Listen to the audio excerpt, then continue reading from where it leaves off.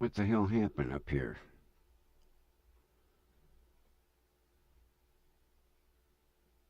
Why isn't it? Uh-oh. Why isn't it showing online? Why is not showing online? Okay, well, it must be. More technical glitches. Okay, we're online. Time to start.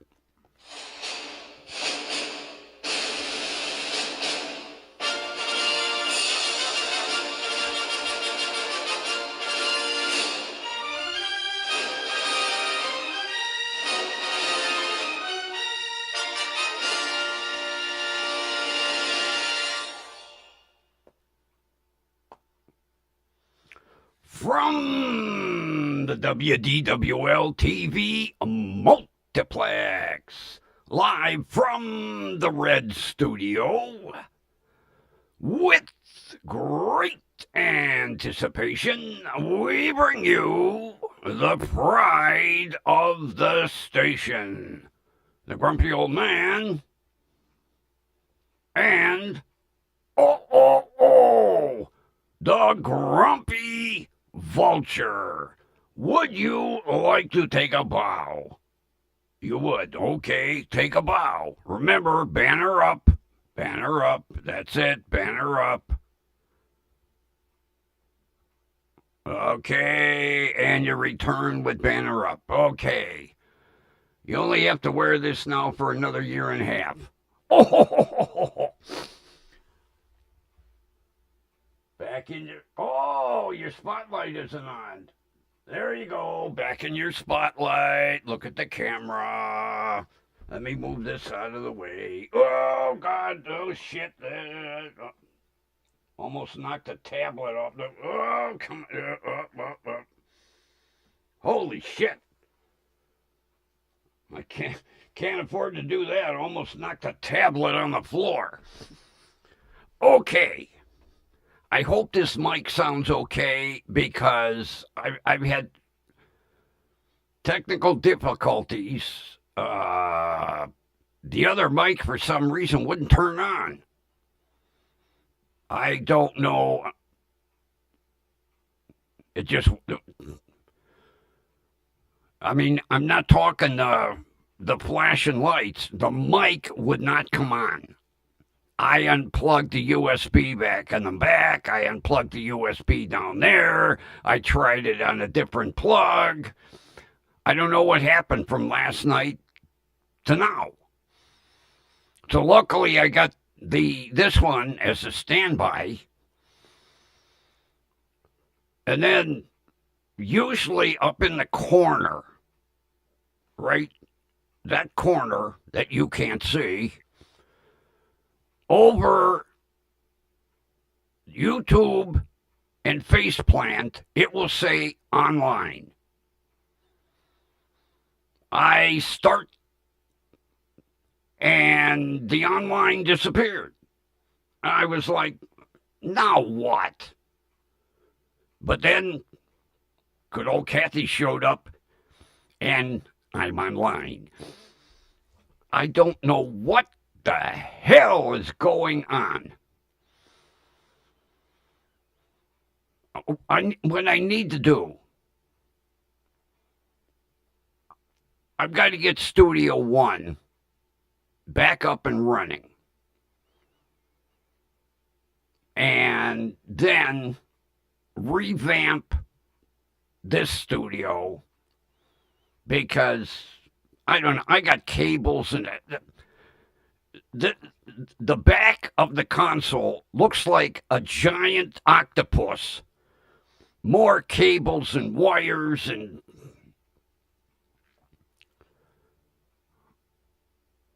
I have wire looms, cable organizers. They work real well in the box. They're doing great in the box. Maybe one day they'll come out of the box. No excuse. I don't know why. I ordered these nice cable organizers, and they are beautiful. And they look great in the box. Maybe one day they'll be on the back of the console.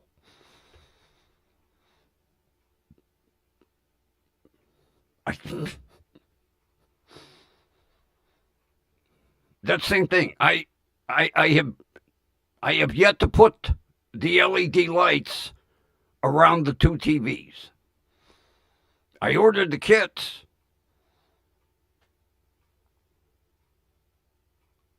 On the shelf underneath each TV is an envelope with a lighting kit. I realized today when I walked in the bedroom, the lights don't install themselves. I have to physically take the LED strips and stick them around the edge of the TV in order, and then plug them into the receiver that has a little infrared gizmo so that I can aim the remote. I thought maybe just by setting the envelopes underneath each TV, some magic would happen and I'd walk in there and go, wow, all three TVs have LED lights. Well, they do in the package.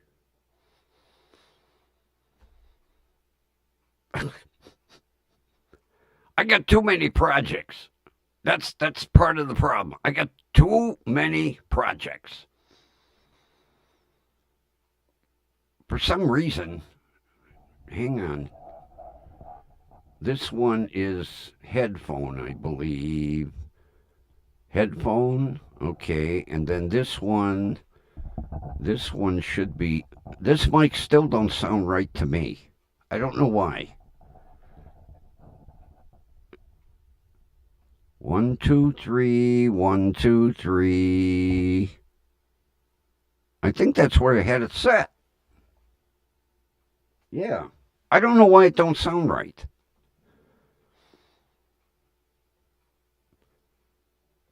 You know, I know what it is. Some microphones, even though these headsets are standard, they got the standard 3.5 millimeter plug. Sometime when you switch microphones, they don't coordinate with the headsets. Now, right now, this sounds real hollow.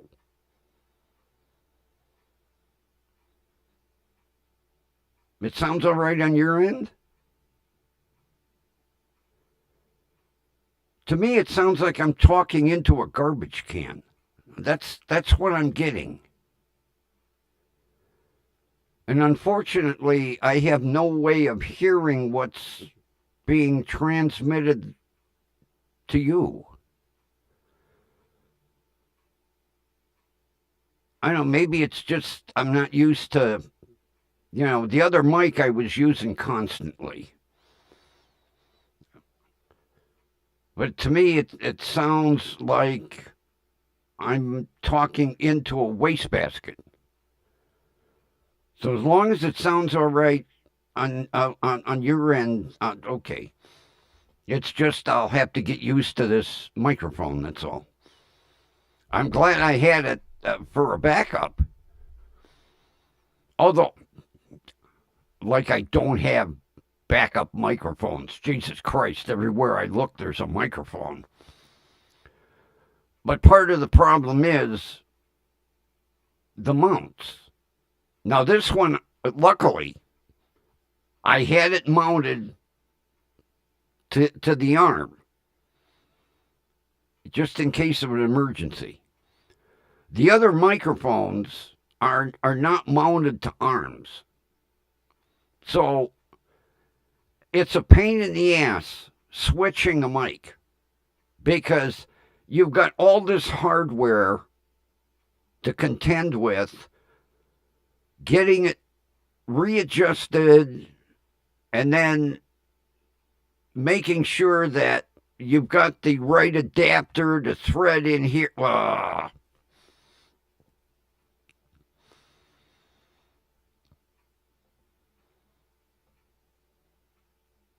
You, it's sounding like reverb on your end.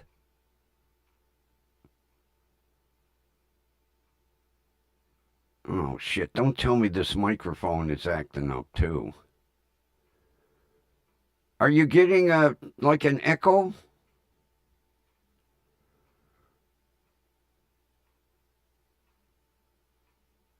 I hate to go through a whole goddamn show and have a problem with a microphone.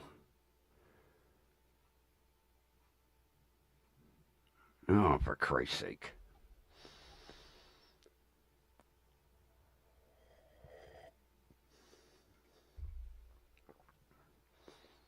Are you really getting a reverb? Are you getting an echo?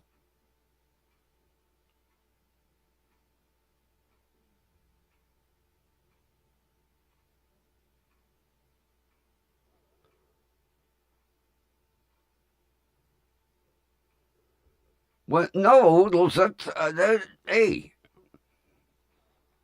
let me adjust it again. I don't know, maybe I'm going too loud. Okay, that's too loud. Let me crank it down just a notch here. Okay. I went 2 notches. Does that sound any better? I took it down 2 notches.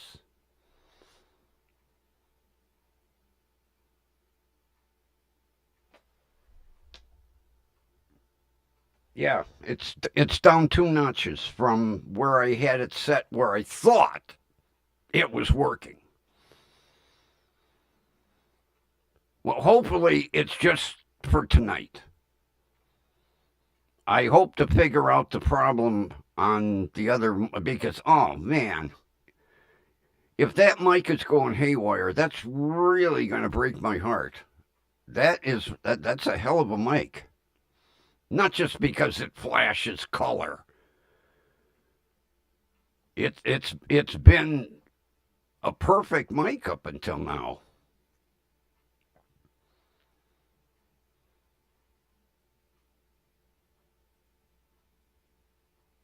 That's all right. One show. One show. That's all. If the other mic isn't working right, I'll bring out the old reliable backup that I was using for the longest time. My Samson.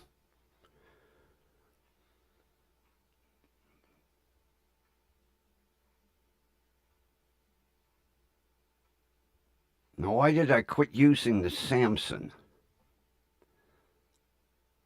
I don't know, whatever. Just tomorrow, hopefully my Ghost will be working. My Thronmast Ghost. This is my Fifine. Fifine. Fifine. I don't know how the hell you pronounce it. Fifine. Stupid name for a microphone. Fifine. Fifine. Fifine. Fifine. I don't know. Goddamn weird ass. It's almost as bad as medications today. I think when they name a new medication, they do it like Yahtzee. You know, they shake all the letters up and then pour them out. Oh, we'll call it Yakabuk. Take Yakabuk for your arthritis pain. You yak and we get the bucks.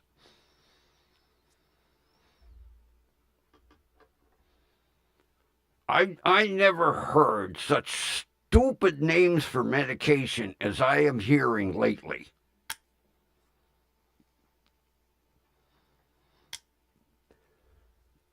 I'm trying to think of the one that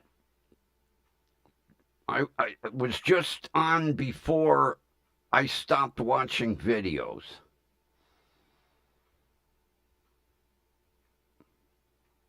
It was the stupidest, like Valachi. It's like, take Valachi. Take what? Can't you just name it something normal like pain med? If you have pain, take pain med.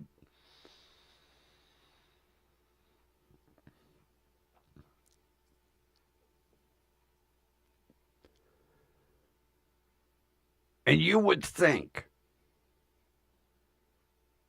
a generic medication name would be close to the branded name. No, not even.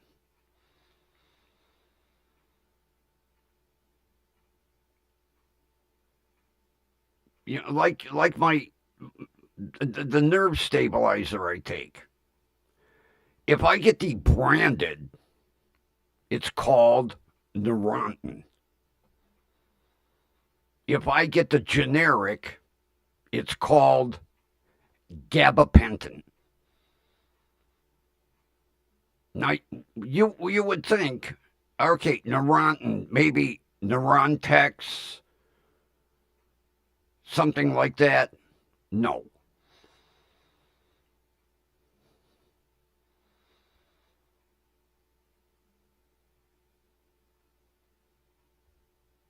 Yeah, Kathy, I'll tell you what, I have never seen as many new medications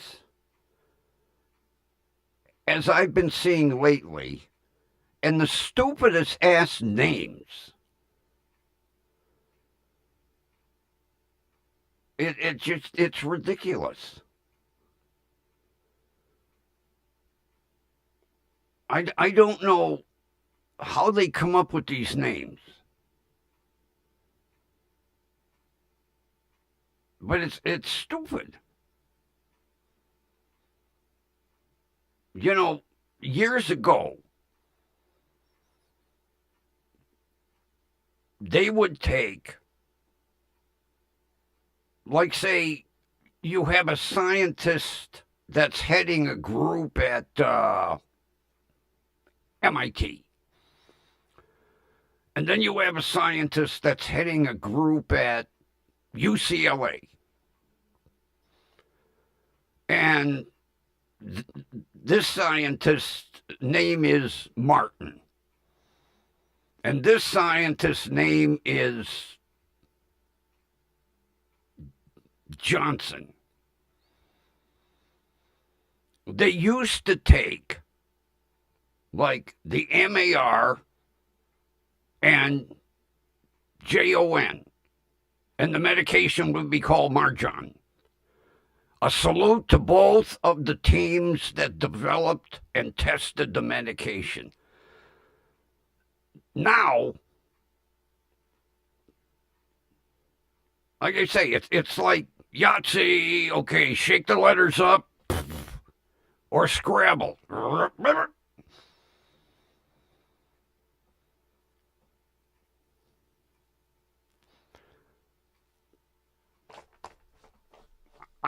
I'll tell you, I have been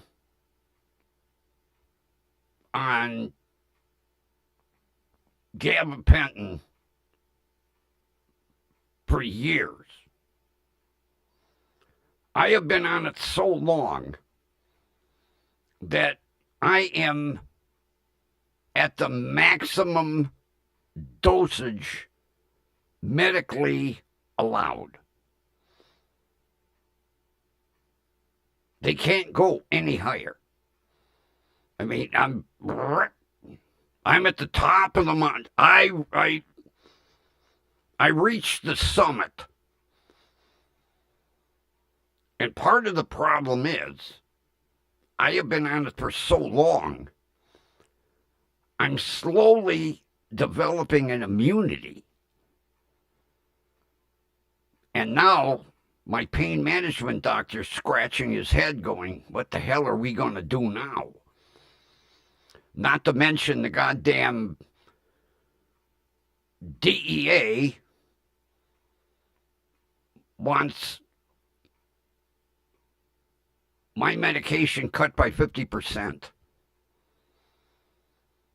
I was like, well, okay, reserve me a hospital bed.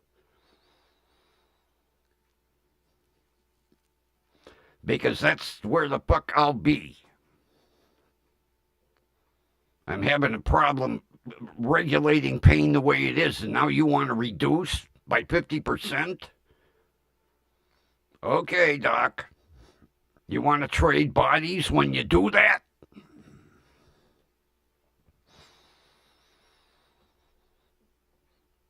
That was one of the reasons I bought this chair, which was a hell of an investment. I love this chair, especially with the massaging lumbar support.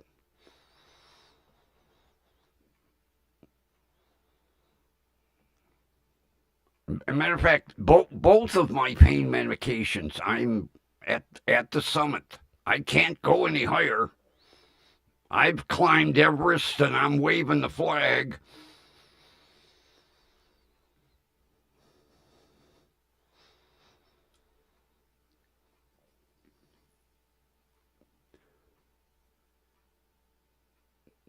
Today I did something stupid. For several hours, I have been watching sovereign citizen videos. These people have utterly lost their mind. As a matter of fact, their two brain cells are fighting one another. Where they get this idea, they don't need a driver's license, they don't need insurance, and they don't need registration. And instead of a legal license plate, they go on Amazon and they order a sovereign citizen license plate. And these plates go anywhere from $19 to $45. And the only person that's making any money is the guy that's selling the license plate. Because every time they get stopped, the police confiscate the license plate. And then the idiots go buy another one.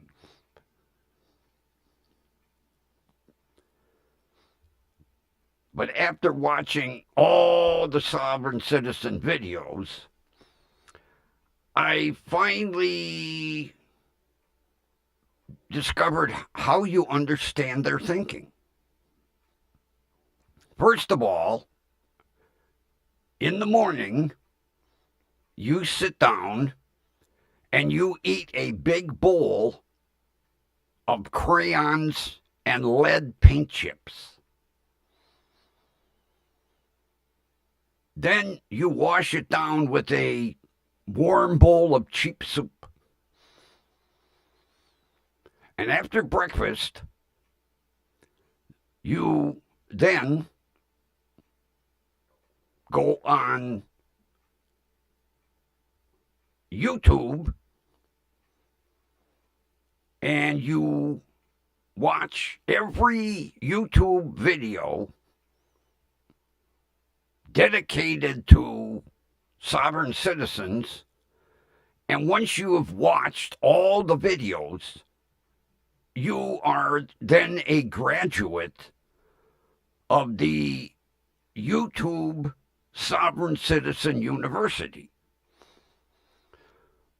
Once you graduate there, you watch videos on Facebook.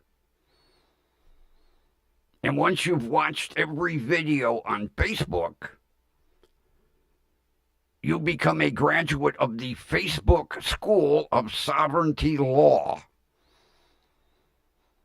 And instead of a diploma, they award you the second edition of Black's Law Dictionary. Once you have your Black's Law Dictionary, you purchase a shitload of used law books off of a retiring attorney. And that way, when you get stopped, you can make the statement, I have law books.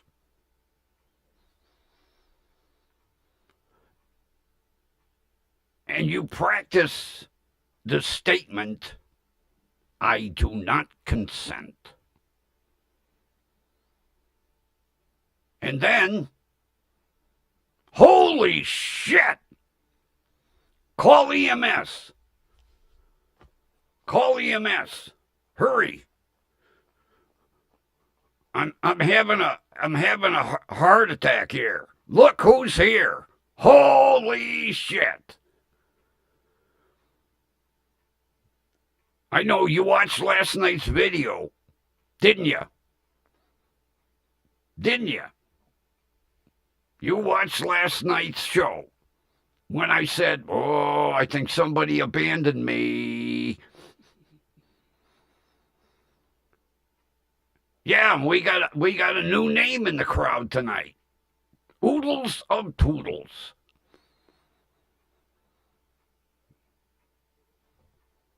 A new person joined us. Now, all we need is Wyatt and Mears. And Jenny. Shit! I forgot to email her again. Oh, Jesus. And I even have a goddamn note. Oh, my God. It's right in the corner of the goddamn monitor. Email Jenny. And I didn't even pay attention to the damn note. I was just kidding, though, man. I was just kidding. I wanted to see if I could poke the bear a little bit. I know you wouldn't do that. You're too loyal.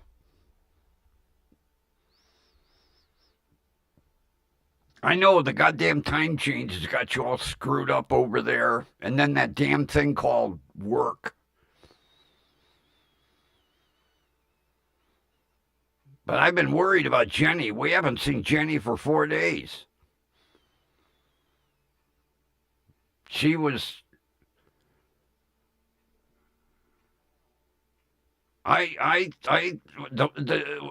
the way she described it, I thought either she had food poisoning or salmonella.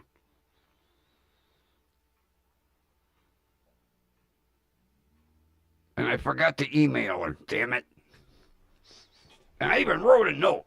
Now I have to write a note. Read note that you wrote the previous night before. I should, on my forehead, email Jenny. And write it backwards so that when I look in the mirror, it'll say email Jenny. Oh, good. I appreciate that. I've got her eBay. And I just, two mornings in a row, I forgot. Because well, Kathy knows. I'm concerned about, like Wyatt. He had that lingering headache, and then finally it either went away or he got it taken care of because, he popped in and said, hey, I'm doing okay. Long as somebody will pop in. I don't expect them to stay the whole show. People do have lives. But I am concerned about all of my chat mates here. Probably the only content creator on YouTube that really worries about their people. Kaiser would put on that phony bullshit, Oh, how's your leg doing, Jacobo? Like he could care. I worry about my people.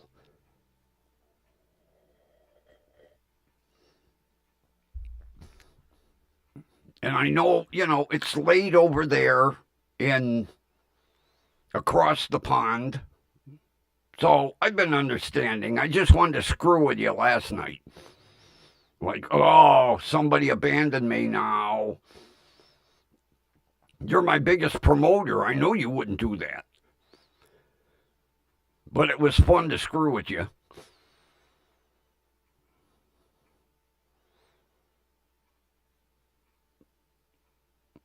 Well, Oodles, you know what I do? After the show, I get ready. I eat. I do what I've got to do. I get in bed. I pull up YouTube on my TV, and I watch myself on my 50-inch Samsung. And I'm like, who's that asshole? I enjoy watching myself after the show. I really do. I do it every night. In between watching interrogation videos, I'm like, oh, let me go to that idiot WDWL TV. I told my neighbor about that, and she goes, you do what? I'm like, yeah. I watch myself.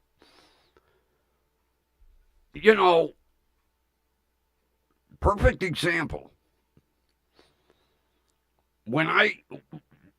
In 96, when the Indians and the Giants were playing to see who was going to go to the World Series, and I was driving Bob Costas, after every broadcast, the guys from the production booth would bring down a VHS tape.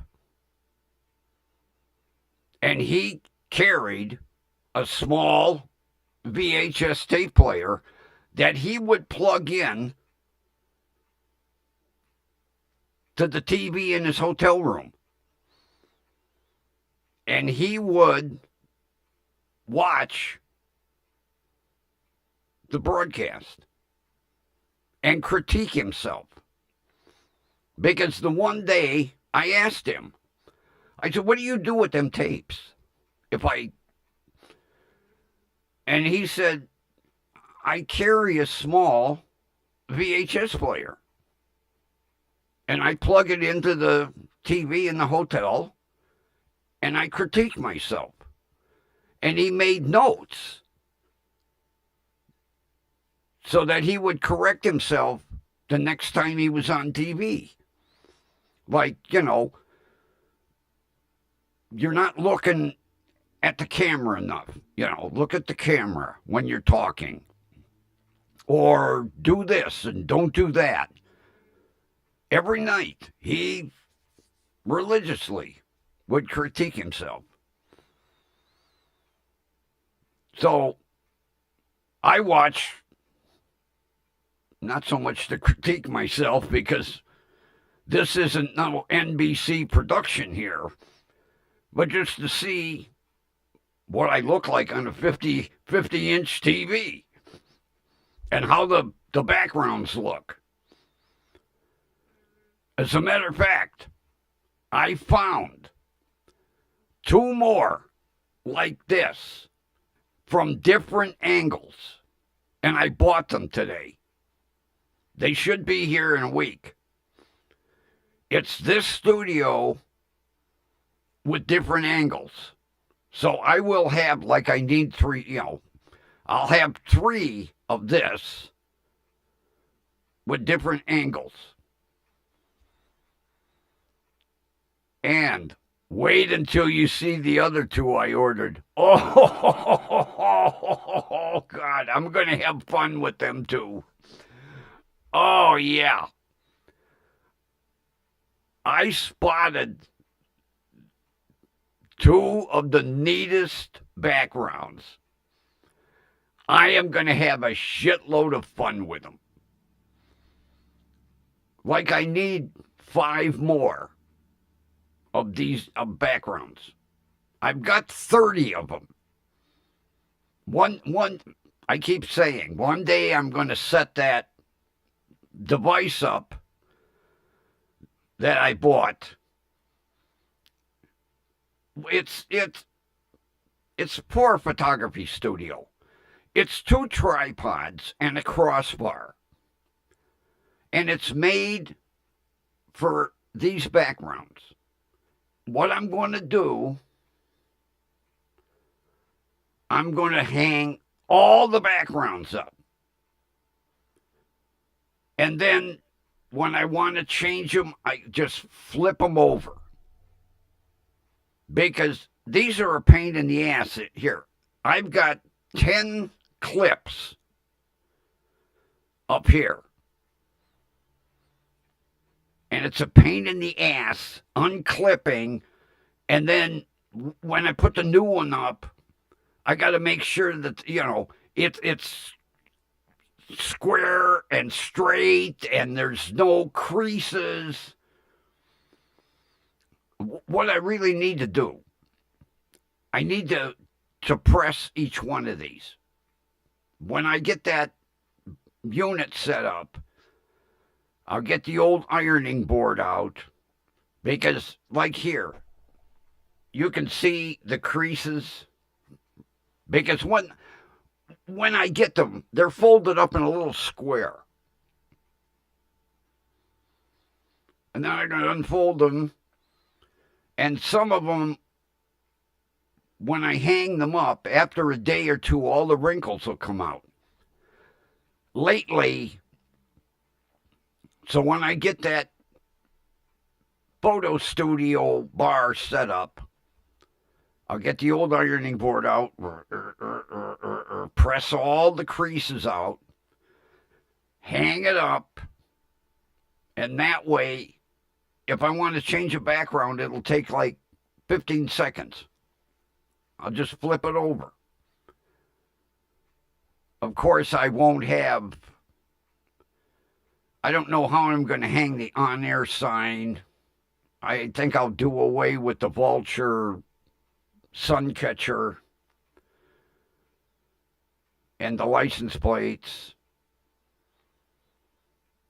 Because, see, this is all a pain in the ass. Because when I change the background, then I got to hang this stuff back up, and I got to make sure it's level. And what I think I will do, once I get that crossbar, the only thing that will be is the on-air sign. I'll have to figure, maybe I'll take a coat hanger and cut it up and make some hooks so it hooks over the bar. But the rest of this, the sun catcher I'll put in one of my windows. The WDWL TV can go back on the RAV4 because that's my camera car. And the L1 is my old plate, so I'll just put that in my collection.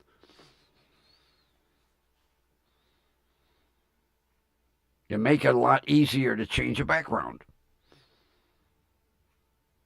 That way, in the middle of the show, if I don't like the background, I'll just flip it and there we go. But wait Wait until you see the two that I ordered. Oh, I spotted them. I was like, purchase. I didn't even look at the price. I just bought the two of them because they're hilarious. I'm going to have a good time with them. But I found two more of this studio with different angles. It's like they stood over here and shot a picture. And then they took and they like turned the studio so that this news desk is in the middle of the floor. So my head will be covering it. But as soon as I saw them, I was like, oh, gotta buy them. Not to mention, one of them was only $1.49. I was like, whoa, they want to get rid of that one. Yeah, I paid $1.49 for one and $2.01 for the other one. And then the other two, I have to look. I just purchased. I had a credit coming. That's why I wasn't worried so much about the prices, because I had a credit from Temu for a shirt that I bought that they sent the wrong shirt. And it wasn't bad enough they sent the wrong shirt. They sent it in the wrong size. So I complained. And they gave me an instant credit. And then it said, you can keep the shirt. A lot of good the shirt's going to do me. It's a small. I haven't wore a small since I was 8 years old. Small. Matter of fact, I was going to bring it in, and I forgot. I'll bring it tomorrow night. It's got some bunch of chemical symbols on it, and it looks like an EKG spike on it. I can't figure the stupid shirt out. I don't know what it says. I'm going to have to bring it in, hold it up, and then somebody can tell me what the hell the shirt means. I didn't even order it.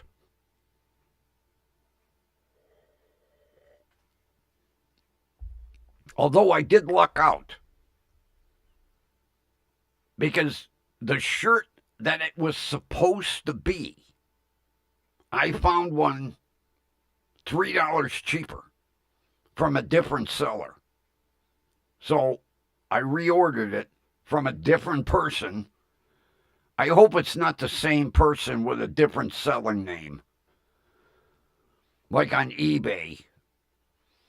Sometime it'll be the same goddamn seller and he's got 4 different names. Like people on YouTube. You know, perfect example, Kfar. He's got 3 different channels. Or 4. He posts on different things on different channels. I have enough problem with one. Although I don't have thousands of subscribers either. Like last night, I kept saying 68, 68, 68. And I had to tell Kathy, well, I'm dyslexic. It was 86. I kept going, 68, God damn it, 68. And then Kathy finally come on and went, it's 86. Oh.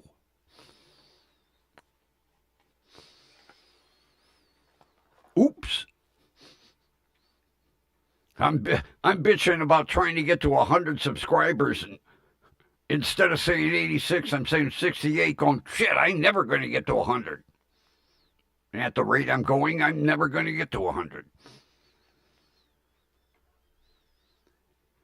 It still amazes me to see some of these people with 20,000, 30,000, 50,000, 100,000. I'm like, I can't even get to 100, let alone 100,000.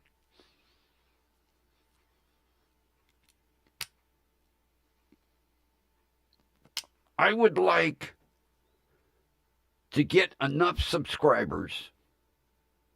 Well, that's thanks to you, Nomad. You're the one that's been really pushing.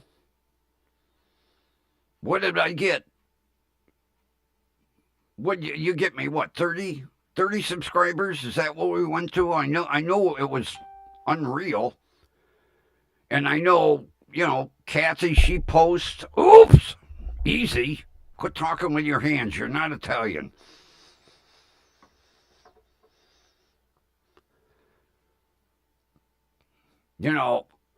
I see some of these content creators, and you see the silver YouTube button in the back. I would like to get just enough so I could monetize, because for the investment that I've got, I would like to get a little bit back. As much as I would hate to see commercials.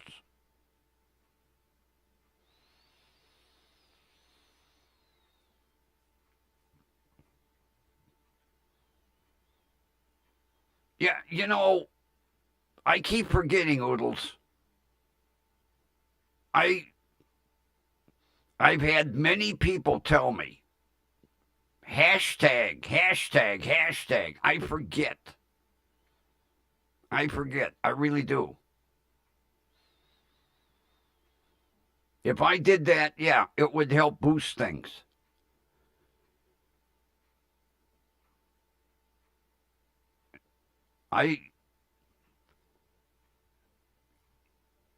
You know, my buddy's grandson at 11 years old said, "Why aren't you hashtagging?" Little brat. And he was right. I mean, if an 11-year-old kid is telling me that, I guess maybe he knows what he's talking about. But I outright forget. I get things set up, and the last thing I do is I'll do a show title, and I'm running behind, and it just goes right out of my head. Like tonight.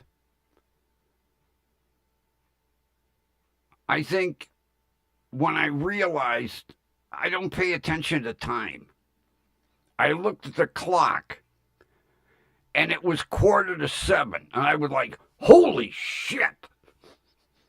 I'm racing around like an idiot. I plugged the microphone in. It didn't work. I'm in a panic. Luckily, I had this one. I set it up. And then I start the show, and I don't know what the hell's going on with my notification up in the top of Prism, because it always says online. Tonight, I start the show, and the online disappears. So luckily, Kathy showed up because I was going to stop and restart. So I don't know what's going on, because there's usually a little red symbol that says online. Tonight, no.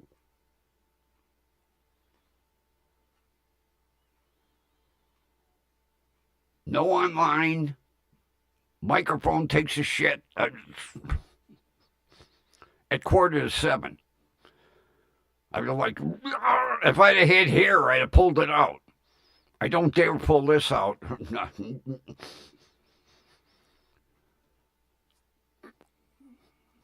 Didn't I like this?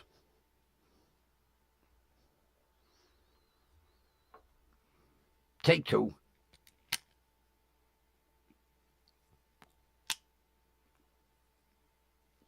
I love this lighter.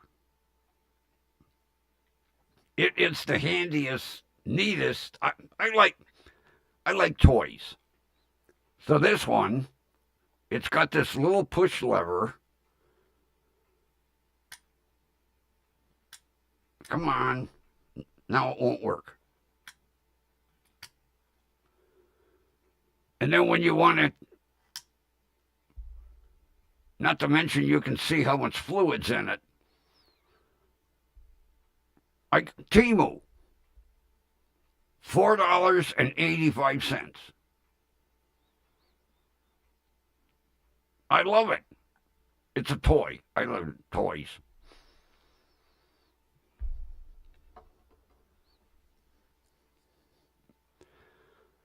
Me and Timu. Oh, jeez. How many shirts did I frickin' buy? 1, 2, 3, 4, 5. I think I bought 9. Either 9 or 10. I gotta count. 9 or 10 t-shirts. And I know I'm going to offend the shit out of people wearing some of them. I've got one coming. It says, I'm the nicest asshole you'll ever meet. I know that one's going to piss people off. And the one that I ordered that I didn't get, it said, I don't need pain management. Come on, Grumpy. I don't need anger management. I just need people to stop pissing me off. Another shirt that will offend people. I'm going to wear that one to my doctor's office. And the chemo shirt, I can't wait till that one gets here. I'm not going to, I'll show that one. I'm going to wear that one to my oncologist. He'll love it. He's got a goofy sense of humor anyway. But he'll love that shirt.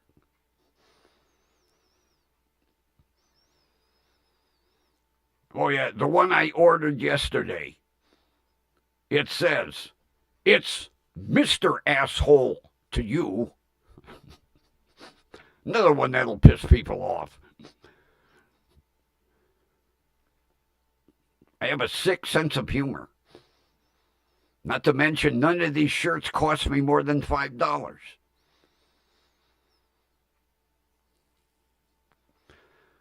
There used to be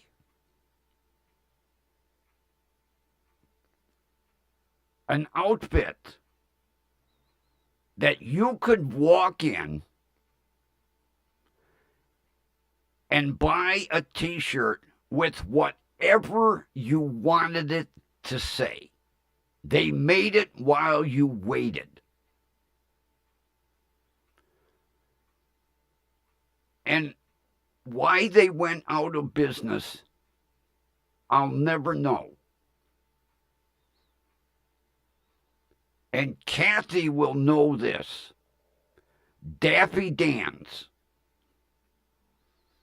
There were stores all over Cleveland and surrounding suburbs. You could walk into a Daffy Dan's, pick out a t-shirt, red, blue, green, whatever, and they would make whatever you wanted.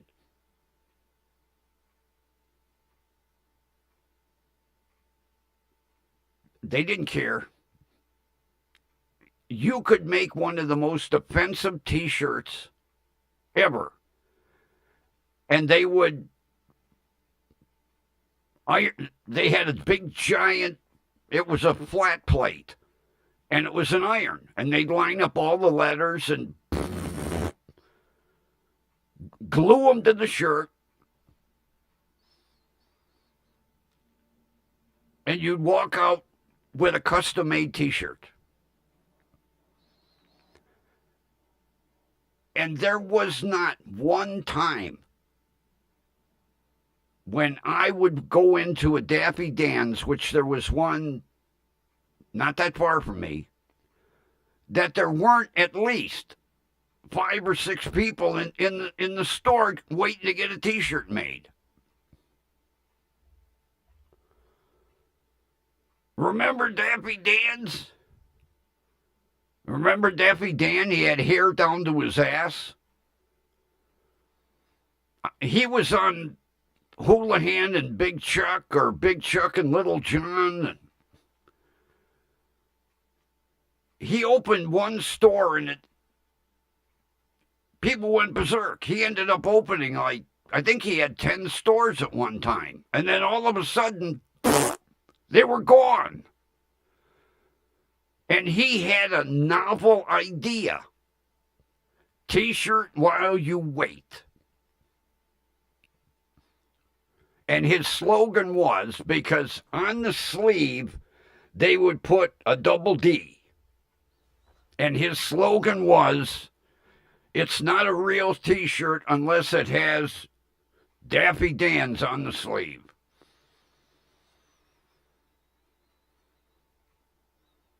Oh, Nomad, they have a shitload of shirts. You can get them from comical to offensive.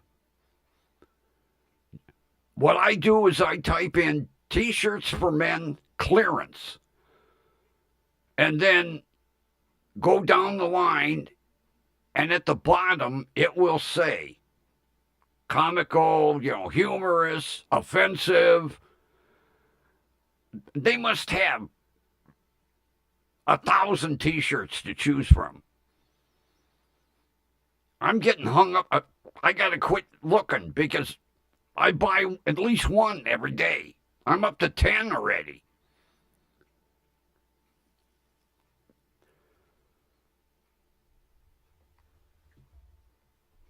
Yeah, I'll show you one. I happen to have one hanging here in the studio.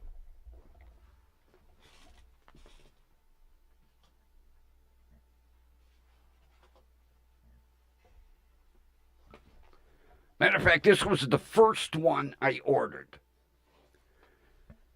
It says, let me get the mic out of the way. You can't fix stupid, but you can numb it with a 2x4. First shirt I ordered. And they're quality. I've washed them. They don't shrink. They're pre-shrunk. I love them. And they're heavy cloth. They're not cheap. I paid $4.95.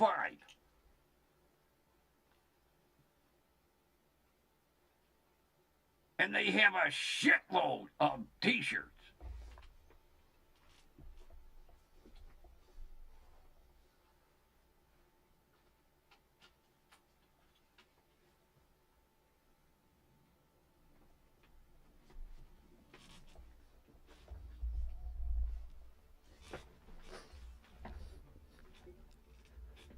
Yeah, I'm going crazy buying T-shirts. Like you say, Nomad, there's got to be over 1,000.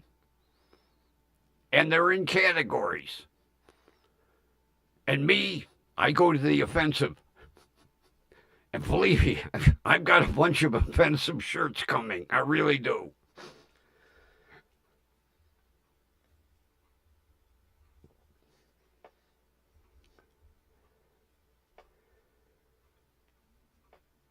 And you know what? I don't care if they offend people. I don't give a damn. Some of the shit that these kids wear,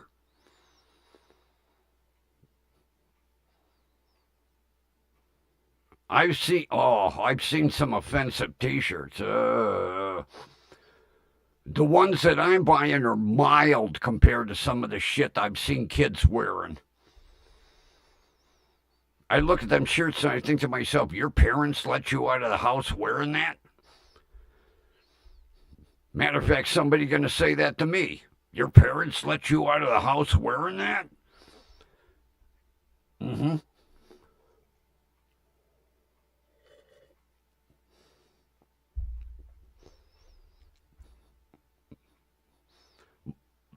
But I put in T-shirts for men clearance because those are all the ones on sale.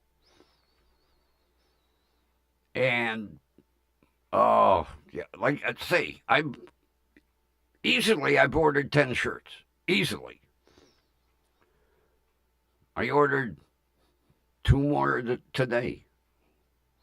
Like I need. Pretty soon I'll have a T-shirt for every day of the week, every day of the month. Oh, I got to slow down. I think I've ordered enough to. I can't wait for the chemo shirt to come in. Because I know my oncologist, he'll bust up laughing. I walk in wearing that one. Matter of fact, it was supposed to be here today. I don't know what happened to my mail carrier.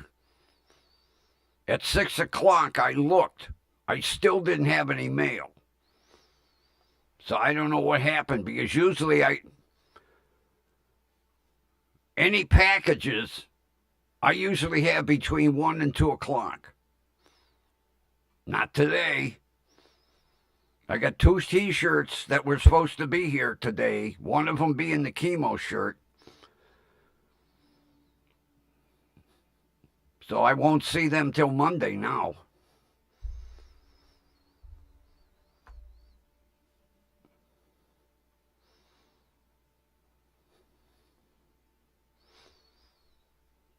And then what?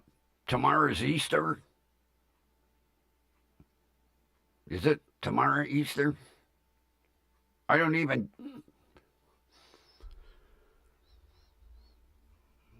Let me look. Open says me. Thank you. Calendar.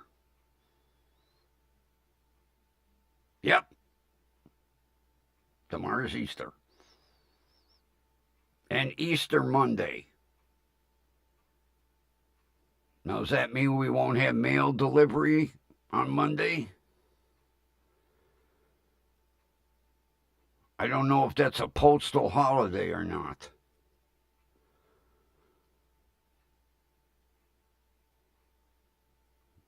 And we're creeping up on Cinco de Mayo, my kid's birthday. This year, the big 4-0. Man, that makes me feel old. Yeah. 40 years old and unemployed.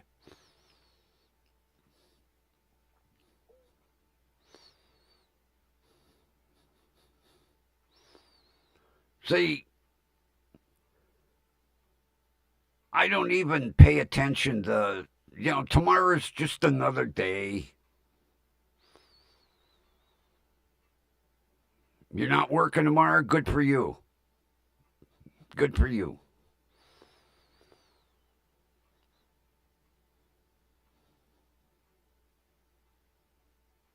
Oh, God, that's right. Yeah, the 420. There'll be a lot of people up in Maine or Massachusetts, I can't remember which one, getting arrested tomorrow. They go in the town square and they light up. I can't remember if it's Maine or Massachusetts. I know it's one of them because it always makes the news. Unless they've legalized it. I don't know. Yeah, 420. I forgot about that. And I'll tell you what's hilarious.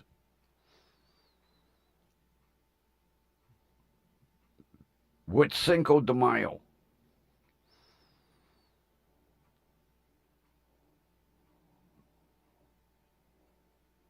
my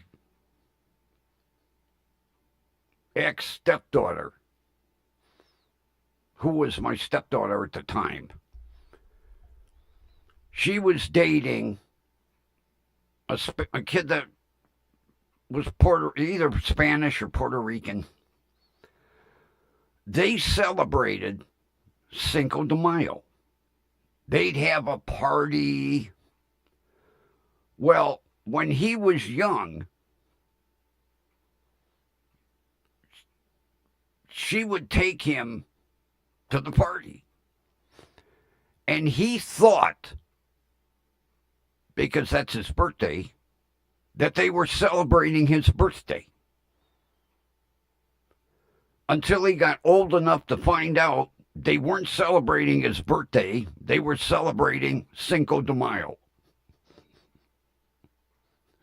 Oh, was he depressed? Oh, I thought they were doing my birthday every year. They'd have a, what the hell is that? Pine cone, whatever. The hell is that? Pin cushion. They blindfold you and you smash the fucking thing and a bunch of shit falls out of it. They used to let him smash the pin cushion. They would deliberately lower it, you know. Everybody would try. And then just to make him feel good, they would lower it and they would kind of turn him. And, okay, start swinging. Yeah, pinata. I knew it was pin something. Thanks, Oodles. Yeah, they would. I don't know where they ordered it from. I've been all over Cleveland. I've never seen a store pinatas or us, you know. But they would get one every year for Cinco de Mayo. And my poor kid thought they were celebrating his birthday. Then one year they went, no, we're not celebrating your birthday. And then he come home all depressed.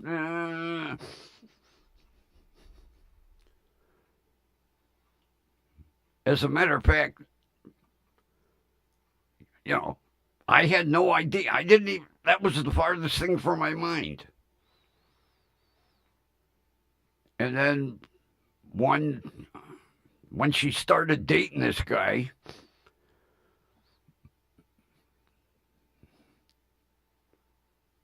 I was like, oh, Cinco de Mayo, yeah, 5th of May. Okay. Check that one off.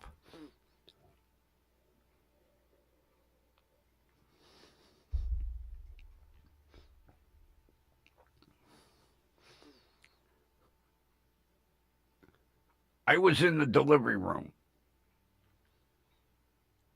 And I had a camera. They allowed a camera. Now, at that time, they wouldn't allow video cameras. Just a regular SLR, you know. Because there weren't cell phone cameras yet, you know. 1985, no. So, I'm getting shots from every angle, you know.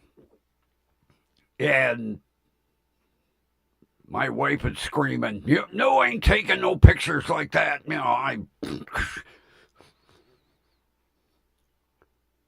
So, I get home, and I go to wind the film. That's how old I am. Cameras used to have film. You took the film and they would develop it. I'm winding, I'm like, something right here. So I went in the closet I had a red light, and I slowly opened the back of the camera, and I had grabbed the wrong camera.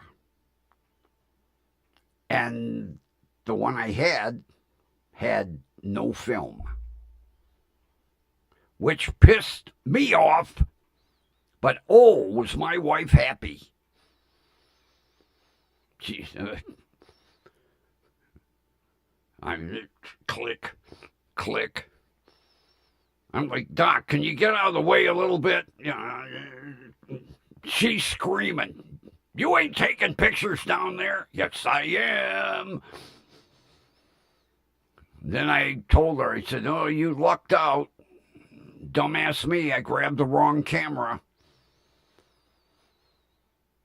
That's part of the problem with having 2 or 3 or 4 of everything. I can't have just one camera. Like with my DSLR cameras, I have 6.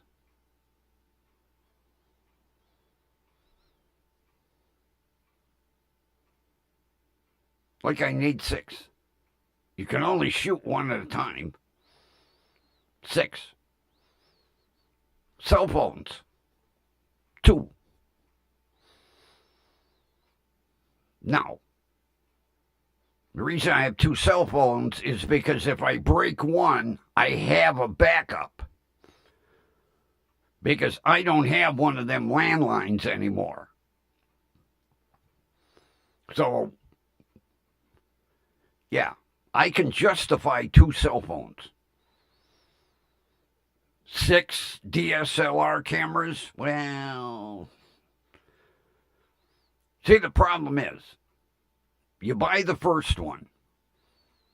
Like we'll say the first one's a Yashica. Well, then Canon comes out with one that's a little better.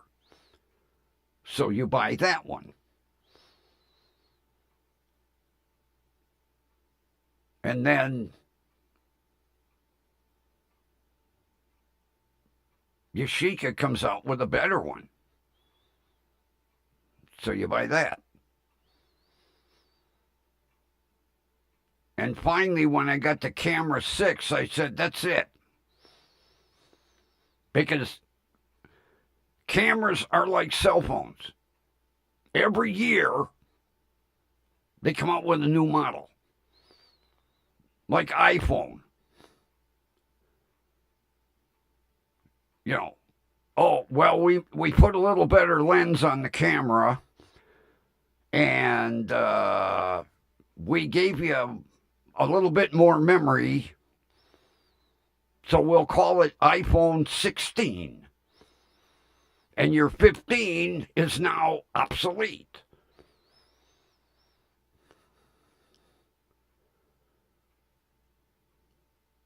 That's a racket. Oh, them iPhones are a racket.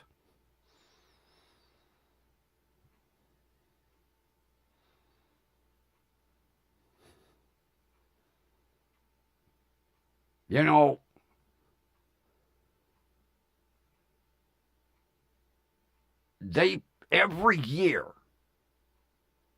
they play up the new model like it's the first one. Between the 15 and the 16, the only thing they did was they did something with the lenses in the camera, and the changes were minuscule. Beefed up the software a little bit. Well, everybody has got to run out and buy the 16. Now, of course, there's a trade-in program. You go to the the Apple store, And if your phone is pristine, they give you so much. Between the 15 and the 16, it ain't worth it. But I'll tell you what, people are hooked on them goddamn Apple phones, them iPhones. Hey, Wyatt, how you doing, buddy? We were just talking about you, or I was. I was wondering how your headache is, how you're doing, everything okay? Because I'm concerned about all my peoples here. I'm not like Kaiser. Kaiser, you were a name. Me, I worry about my peoples.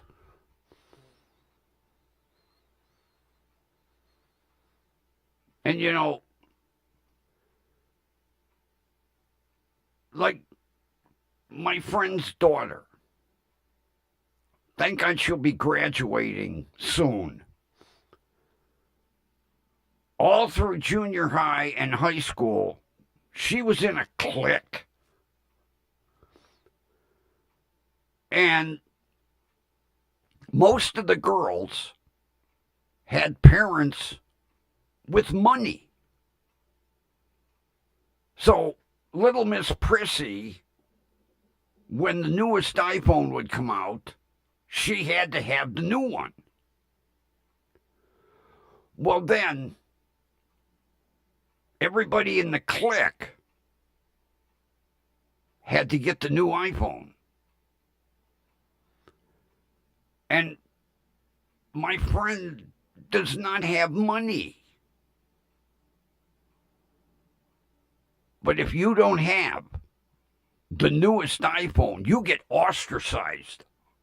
Oh, wait a minute. We all got the 16. You got a 15? Oh, we're not. No text messaging you. No phone calls, nothing. Nope. Well, then she comes home. So, Mom, okay, let me get my credit card. We'll go out to the the Apple store. Get her a new phone so that she can be in the clique.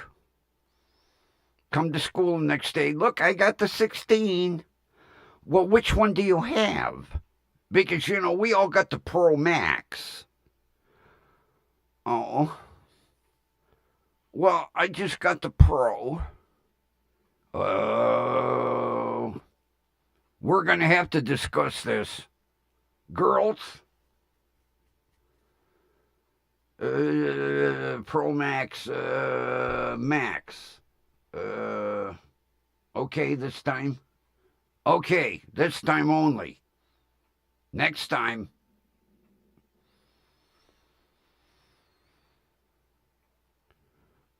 Really, Wyatt? Oh my God. Did you go out to the VA?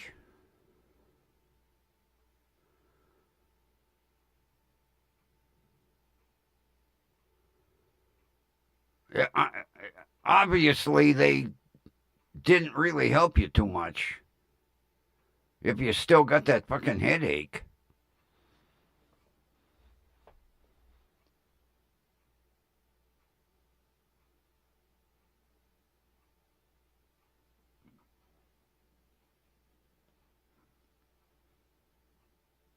Now, I'm assuming they have a trade-in like Apple.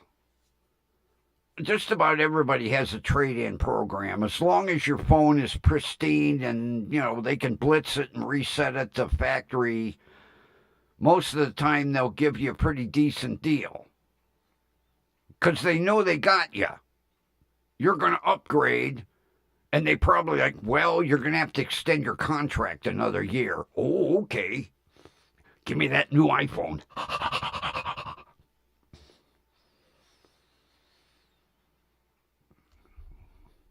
What a racket.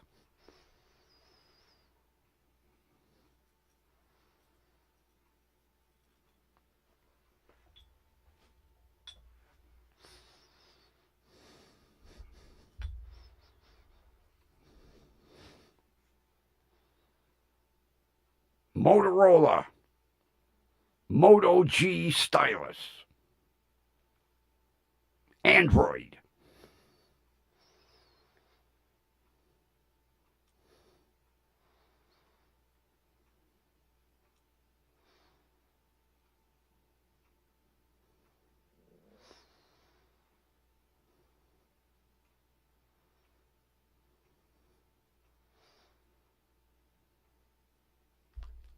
(2023) edition. Works for me. I can make a phone call. I can receive a phone call. I can text message. It's all I need. Well, I do take pictures now and then, but it's all I need. Android works fine for me. Bought this direct from Motorola. Now, it's 2023. I bought it like February of 24. A ridiculous price because I don't know if you'll be able to see it.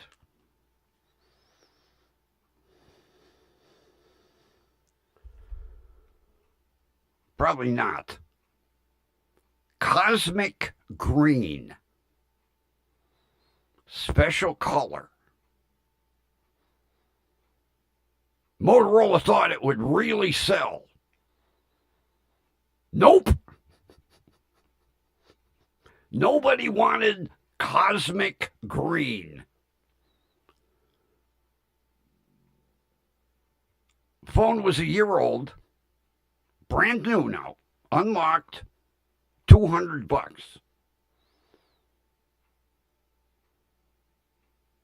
Special closeout.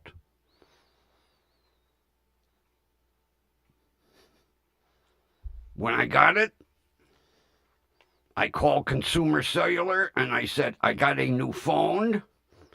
I need a new SIM card. They shipped me a SIM card. Works fine for me. I need the stylus because with no feeling in my fingers, if I go to type a text message, I might end up with 37 A's across the screen. So, the stylus is built right into the bottom of the phone, has its own little compartment. And the neat thing, it has a memory.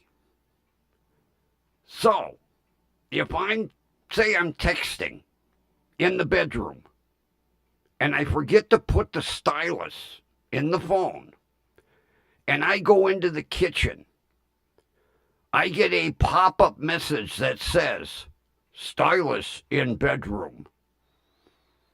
And then I go in the bedroom and go, oh, I plug it in. I love it. I'm loyal to Motorola. I've had Motorola phones since the Motorola brick. And I'll tell you why. I had, back in the 70s, an ambulance company. I got a deal. The guy was going out of business. I wish I had them today. 4 Cadillac ambulances. That was back in the day when they built ambulances. Not like today. These were high-top Cadillacs laid out.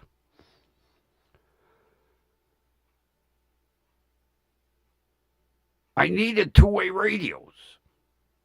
I needed 4 mobile radios, and I needed a base unit. Nobody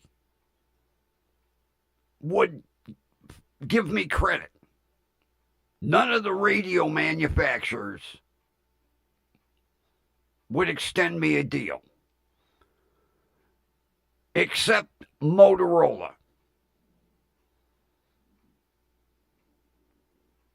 And I have owned Motorola ever since. I know there's better cell phones. I don't need a cell phone to conduct world business. I need a phone that makes and receives calls and makes and receives text messages. That's all I need. My Motorola's have been loyal to me. I've been loyal to them. That's the only reason I buy Motorola, because they were the only people that would cut me a break when I needed two-way radios. And that goes back to the 70s.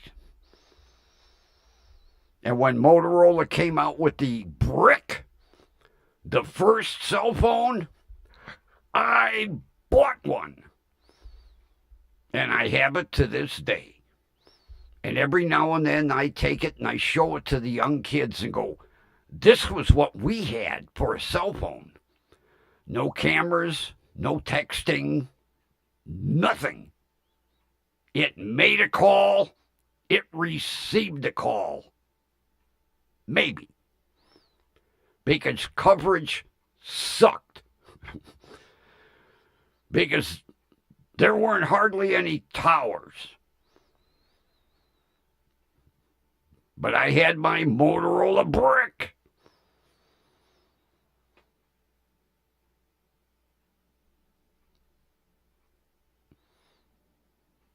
Well, I have a 35-inch Magnavox. I have a 43-inch LG and a 50 Samsung for TVs.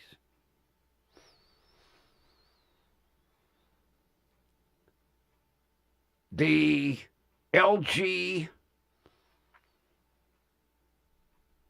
is probably 17, 18 years old. The Magnavox is probably 14, 15 years old. They still work perfect. Now, when I bought the RCA, which RCA at one time was the world leader in radios and televisions. Some of the best quality on the market. I buy an RCA TV. 2.5 years later, it takes a shit. Now, luckily, I had a warranty, an extended warranty. 2.5 years, because, like everybody else, greed took over, and RCA was like, well, why should we build flat screen TVs in America and pay union wages when we can have them made in China and pay next to nothing? Well, that next to nothing got you the shitty quality that they're producing for a TV. And it broke my heart carrying that 58-inch flat screen out to the garbage.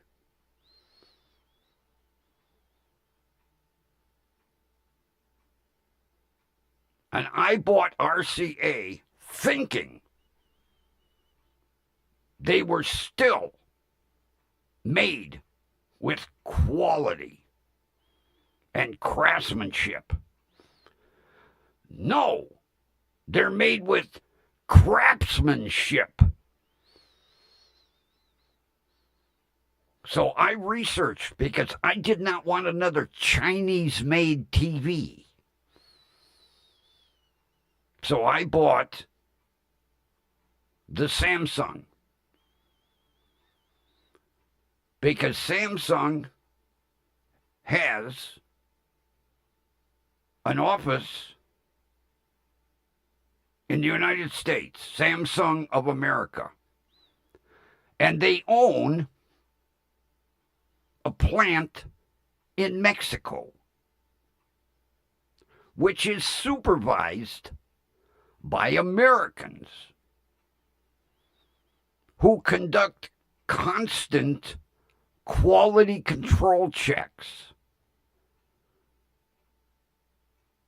And after I got off the phone with the Vice President of Sales and Marketing for Samsung of America, I bought my Samsung TV.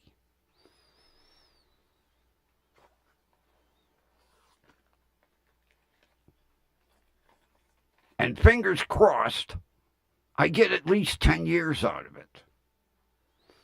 Because nowadays, people are happy with 5. Because we're a throwaway society. We don't fix a goddamn thing anymore. There used to be TV and radio repair shops everywhere. You could go up to the local corner delicatessen and test your tubes because they had a tube tester back in the corner. Hey, Peace, how you doing? Good seeing ya.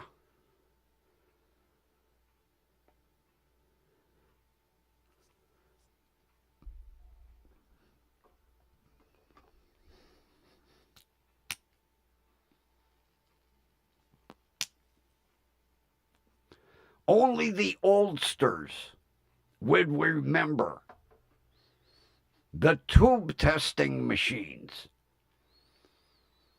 because they were everywhere.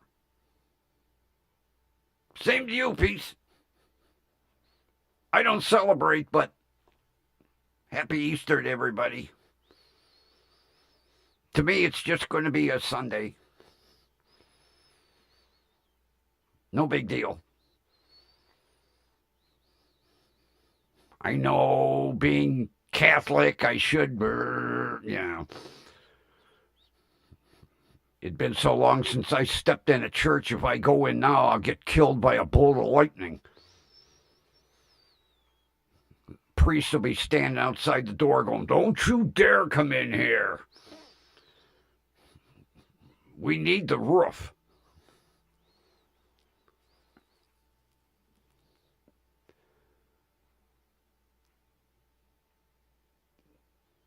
Yeah, Wyatt, but remember when we were growing up,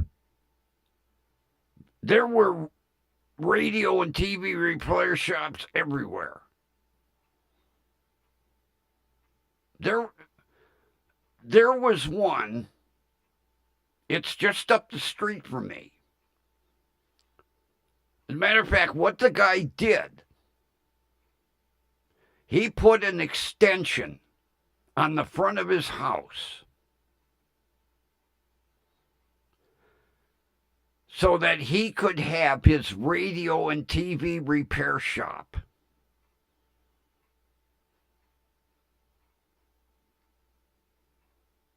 And then when that business was no longer,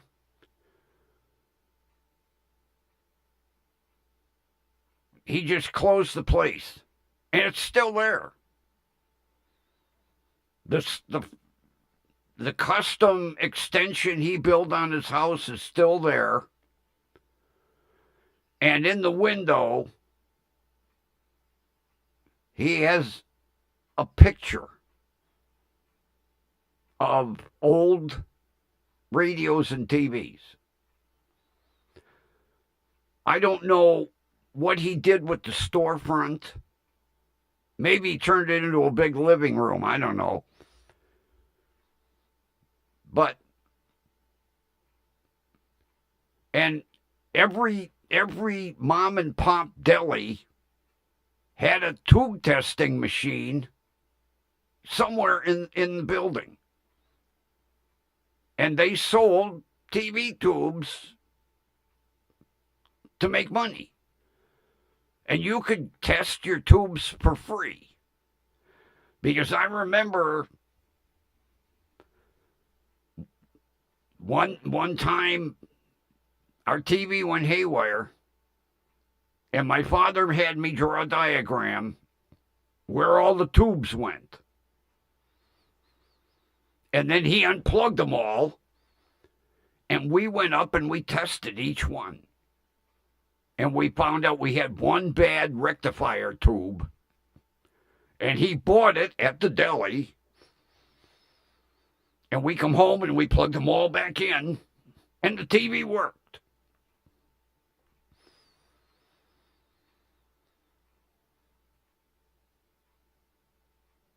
And we had rabbit ears. And it never failed. You'd change a channel, you had to move the rabbit ears to get better reception.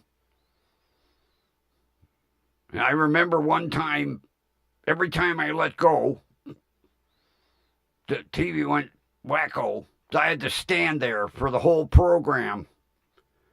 I don't know if it was Lawrence Welk or Ed Sullivan holding the rabbit ears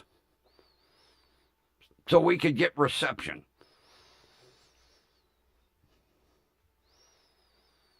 Back in the day, that was the only reason people had kids. We were the remotes. I remember my father would be like, hey, go change the channel. Okay. Adjust the fine tuning. Move the rabbit ears. Okay, you can sit down.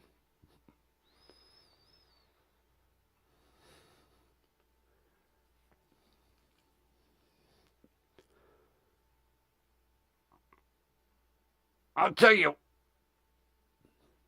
Wyatt, I bought this antenna off of eBay. It was like $13.95.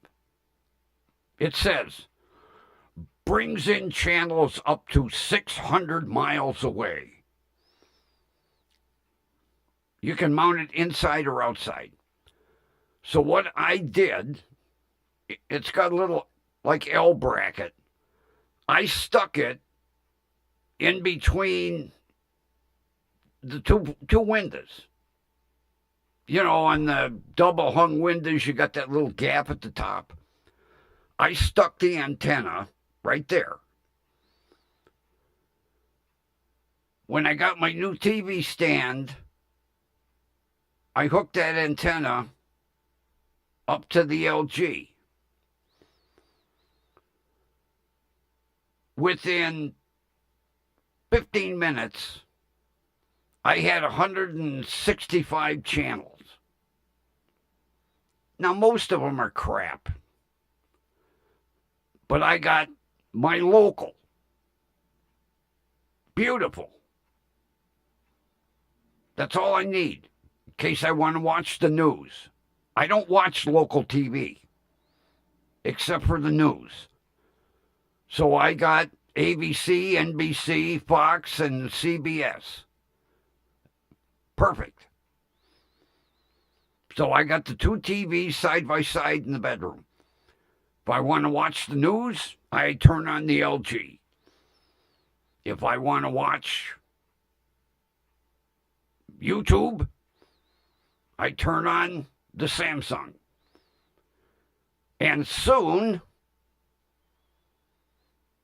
the Motorola or the Magnum box, pardon me, will be on the other side, and that will be hooked up to my DVD player.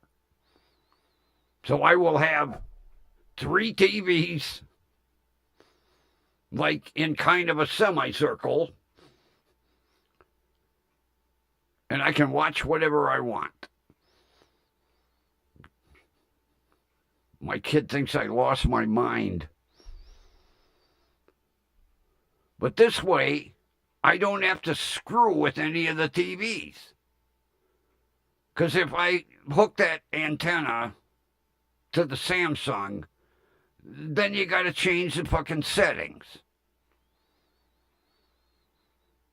The Samsung is a Roku TV, wirelessly hooked to the internet.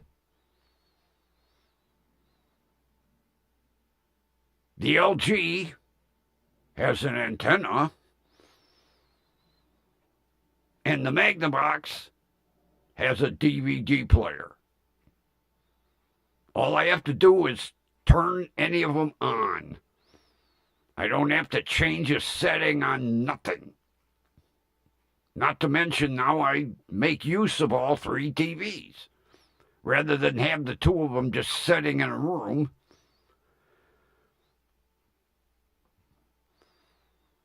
But that antenna amazes me. All the stations, crystal clear. It just surprised me. Matter of fact, friends of mine,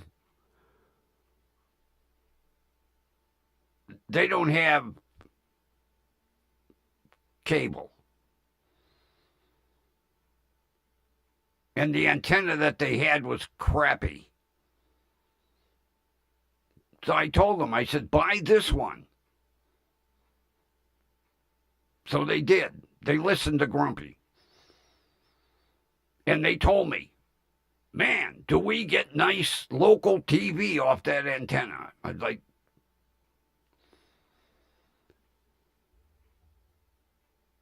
oh my God, Emerson. Oh, back in the day, that was another killer TV. RCA, Emerson, GE. We had a Dumont. Growing up, we had a Dumont TV.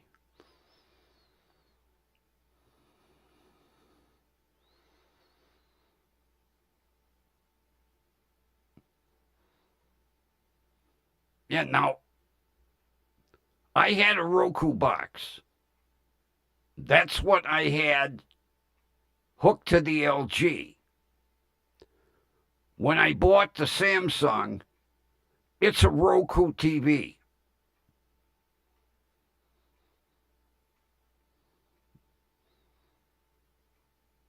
So my Roku box is sitting on the dresser because the TV is a Roku TV. Made it real easy to set up. Real easy.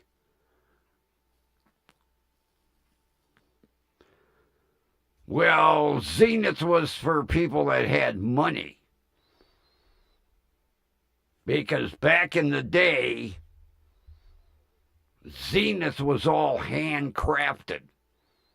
That was their commercial. Handcrafted. Zeniths were, they were killer TVs. Matter of fact, my first VCR was a Zenith. Unbelievable.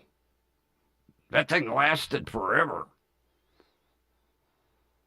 The only reason I got rid of it is I dropped it moving. Or I should say somebody that was moving me dropped it. But yeah, Zenith was all handcrafted, real quality control TVs. They were great. But Emerson, yeah, they were a big name back in the day. Let's see now, 90% of the goddamn TVs are made in China. When I went to Walmart, that's all I saw. No matter what brand name. China, China, China. And some, names that you never even heard of. TLC or TCL and Walmart on. ONN on. Whoever heard of an on TV?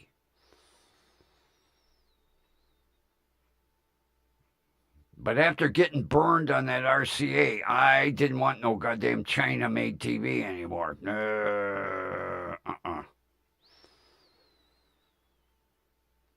And I am extremely happy with the Samsung. Because it's got what they call crystal display. It has more pixels per square inch.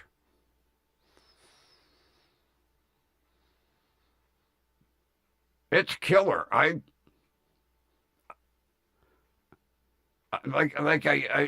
tell everybody, the first time I really was going through the paces with it, there was a National Geographic special over in Africa. And there was a waterfall. And the waterfall was so realistic, I looked over the edge of the bed to make sure there wasn't any water on the floor.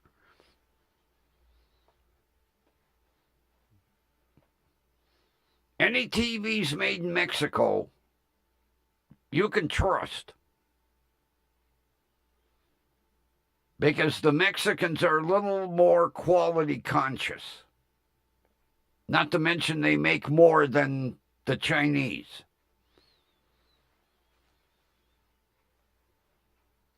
That's like, I told a story the other night. I love to piss people off when I see a Buick Encore, that little shitbox SUV.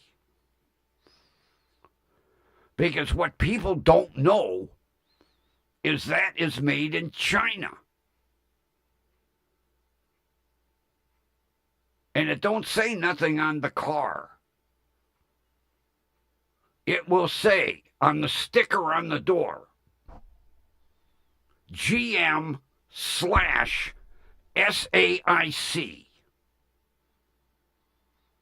SAIC is General Motors' Chinese partner company. Because in China, you have to partner. And they import them from China. So, anytime I see one, I'll wait around. And when the people come out, I'll say, I see you have a Buick Encore. Well, why, yes. How do you like your Chinese car? It ain't a Chinese car, it's a Buick. Yeah, it's a Chinese Buick. And then I show them on the door label. And if you don't believe me, gargle it. Oh, I love to piss people off. Oh, God. The other day, this guy, it's a Buick. Can't you see the emblem? Well, yeah. It's a Chinese Buick.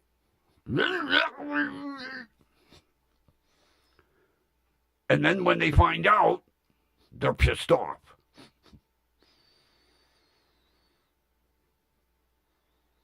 And there is one Chinese company that is fighting to import cars into the United States called Chery.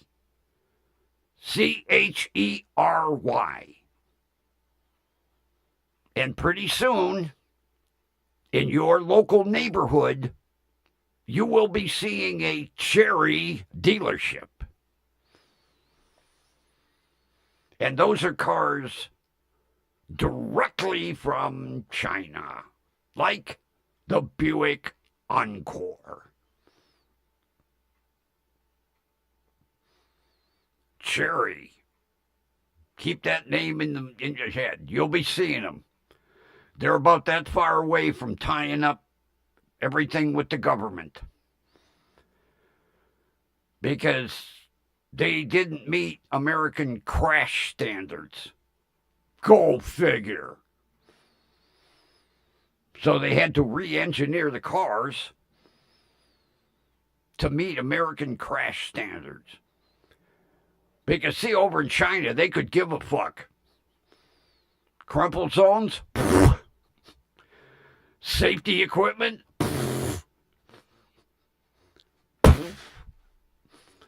Car folds up like a cardboard box.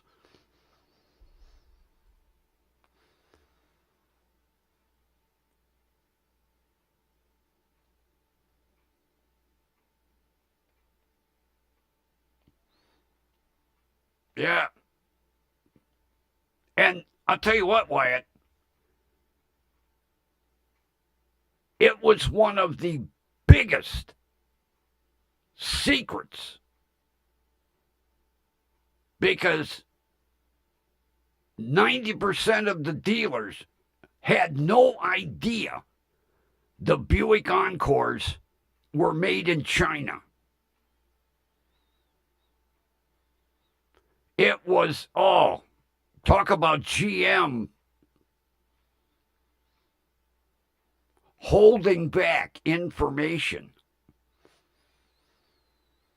All the dealers knew was, you're getting a new model next year. It's called the Encore. It's a small SUV. And the dealers were like, all right. And that was a secret for about a year. And then people like Grumpy let the secret out of the bag. And I love it. Oh, I love it. The other day, that guy and his wife, I thought he was going to punch me. He kept standing in front of that car, pointing at the emblem. It's a Buick. Well, yeah, it is a Buick. It's a Buick made in China. I said, open the door. Why? I'm going to show you something. See that label? Where the serial number is? See this? GM/SAIC?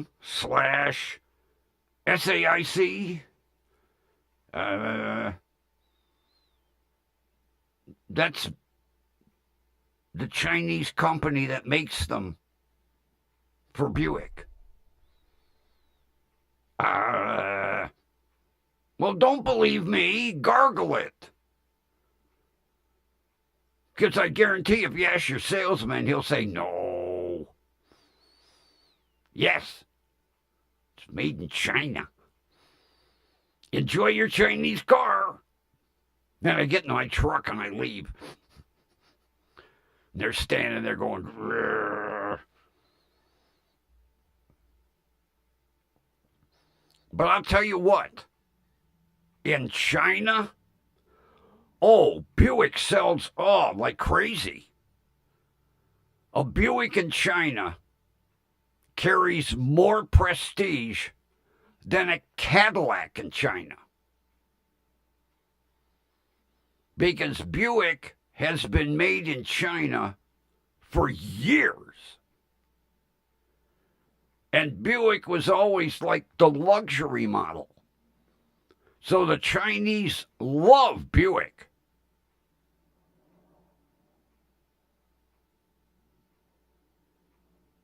But they will not tell you that Buick Encore, well, now they will because the secret's out. But still, 90% of the people that own an Encore have no idea until I tell them. And then as I'm walking away, I was like, enjoy your Chinese car. One of these days, somebody is going to have a Glock. Poof. Ow! That hurt. There's a hole there. Hey. Yeah, I'm going to piss off the wrong person one of these days. But I love pissing people off. Because you didn't see any advertisement. Buick Encore, imported from China. Nobody that bought them fucking things.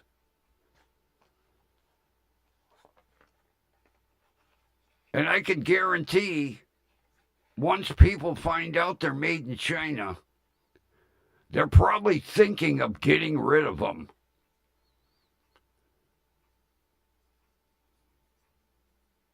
But what are you going to buy?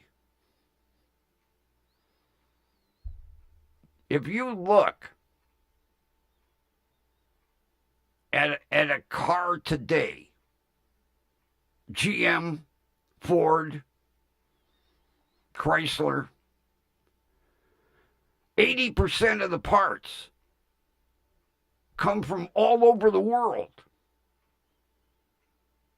It's not like back in the old days where everything was made here.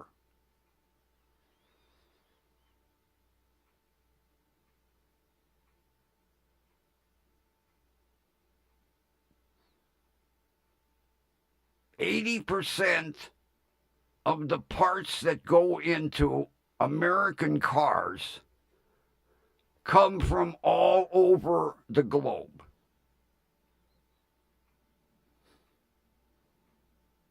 People don't know this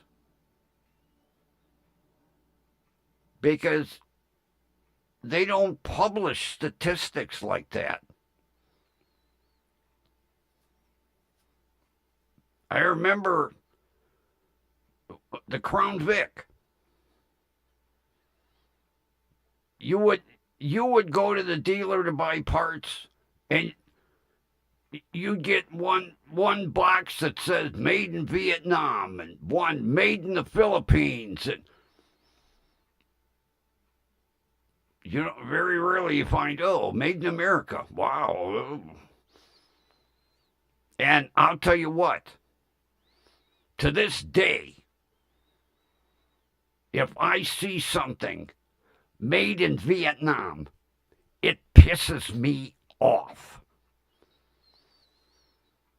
Of all countries,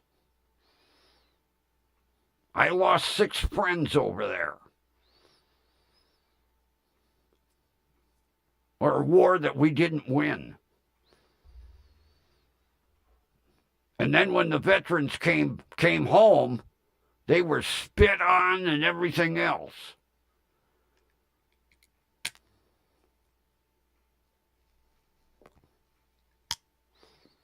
It took fucking years before they got the respect that they deserved.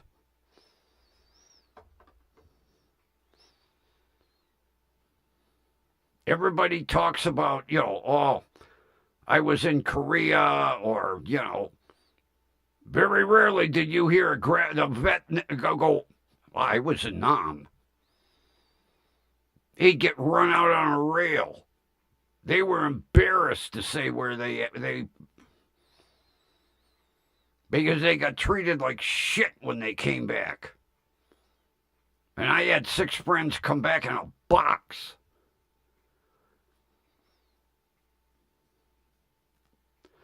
So I see something made in Vietnam. It grinds my gears. The nerve of they're saying, times are different. No, they're not. We still have memories.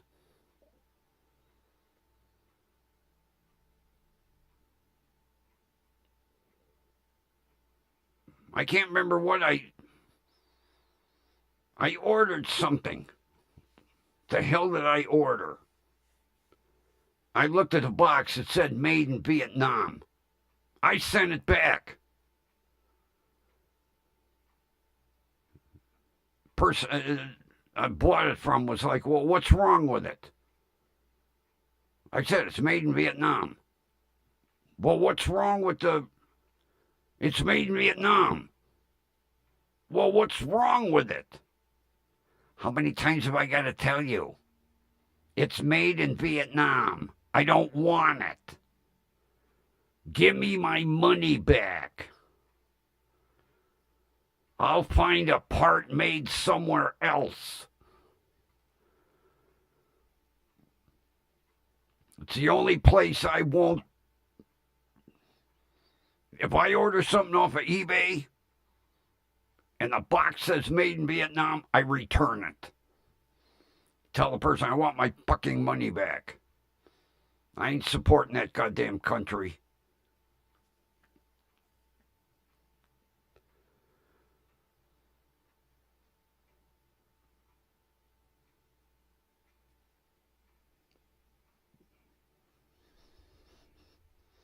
Boy, talk about going off on a tangent. Oh, yeah, whoa. That's the way I feel. My opinion. Disclaimer. My opinion.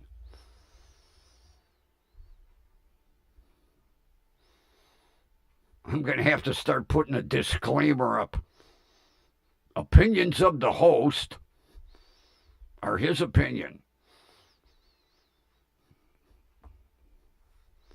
Although I think I make that quite clear.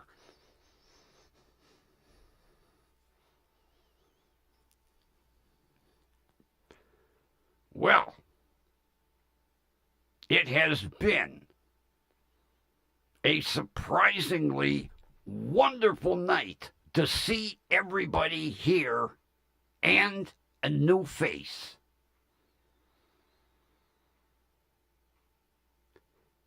And it does my heart good to see you come in, Wyatt, even though you're still having that fucking lingering headache. I feel sorry for you, buddy. I really do. And poking the bear. I could see Nomad watching the show today going, I didn't give up on him. What the hell's he talking about? Delete.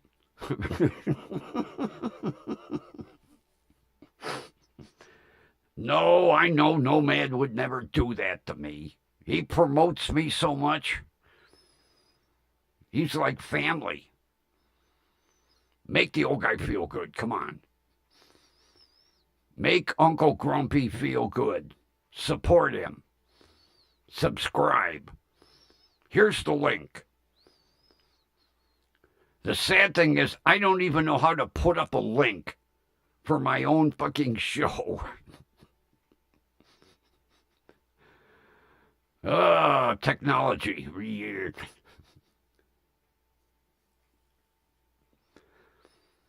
Although, I'll tell you what, this computer that I got specifically for Prism is working out outstandingly. Now watch it fail me tomorrow.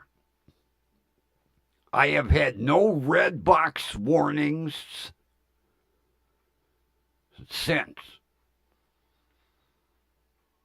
Now every now and then, yeah, there's a little glitch. I might freeze. But it's not like it was with the other computer. And my chair. Oh, I love it. I'm hoping it goes on sale because I do want to buy a second one. Because sooner or later, Studio One is going to be back together, and it's all torn apart over there. Computers stacked over here, monitors stacked over there, pile of cables. It's a real disaster over there. Looks like a bomb hit. And it's sad because that's all the equipment I started with. That and my GoPros, which Kathy has finally seen some of them GoPro videos. Pardon me. Got a vulture in my throat.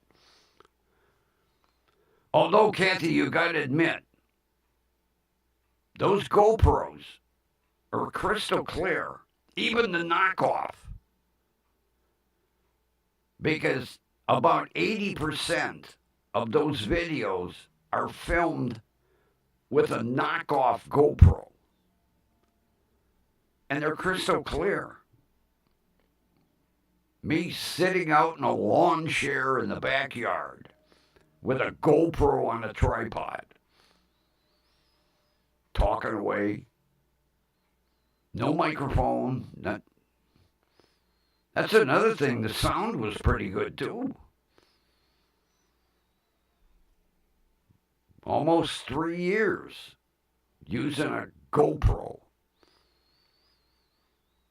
And then my buddy's grandson said, "Why don't you buy a microphone and a camera?" What? I'll show you. Can I take him downstairs, Grandpa? Yeah, I'll take him downstairs. Kid's got a little corner of the basement with about a godzillion-dollar frickin' race car simulator. Holy shit. He's got a good grandpa. A goddamn simulator, and that's got to be $3,000 worth of stuff. Easy. It's like what they use for NASCAR. He sits in it. It's got a steering wheel, a shift lever, pedals, and the software is unbelievable. Because if you miss a shift, it's like you're missing a shift. Gears grinding, panoramic monitors. Then he showed me camera, USB, microphone, USB, and you just plug them in. Really? No software? No. You just plug them in. And then what? Well, then they work. You just plug them in, no software, no disc. Disc? What do you mean disc? Never mind. It's before your time. So, I bought a camera and the golden microphone. Then, of course, I had to buy a mixer and an interface, and I was on the air. All thanks to a 10-year-old kid.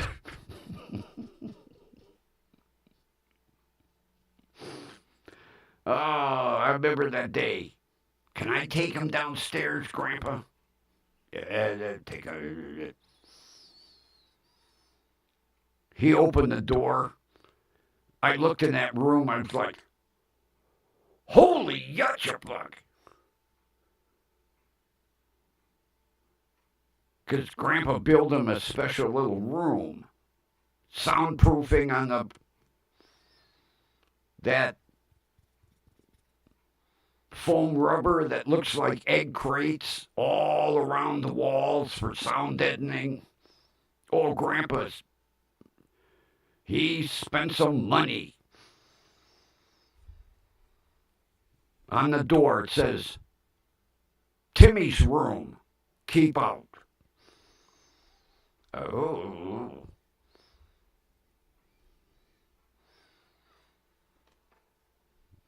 He's a good kid, though.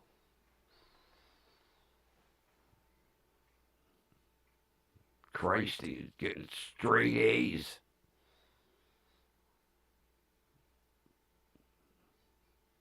Puts me to shame. That's the only way he could get all that shit.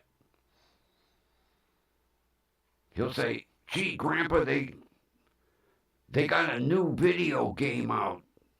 Some road race. Show me your report card. A. Okay, let's go to the video store. Here's Grandpa. Here's my credit card. But how many kids are like that today? I saw that report card. I was like, holy shit. All that crap in the basement, when do you find time to study? Grandpa, don't let me play no games until I study first. Oh, okay. Yeah, when he comes over, he's got to bring his schoolwork. When he's done with his homework, he's allowed to go in his little room.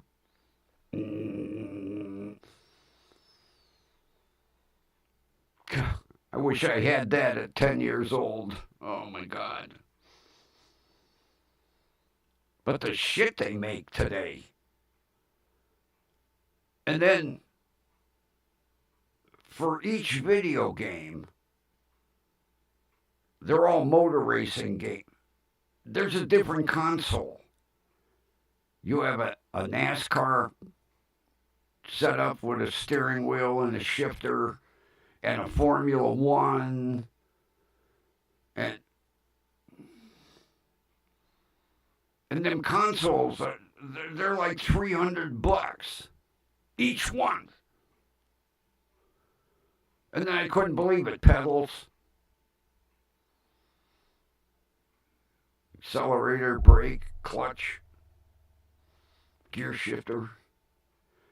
And it all amounts to a framework.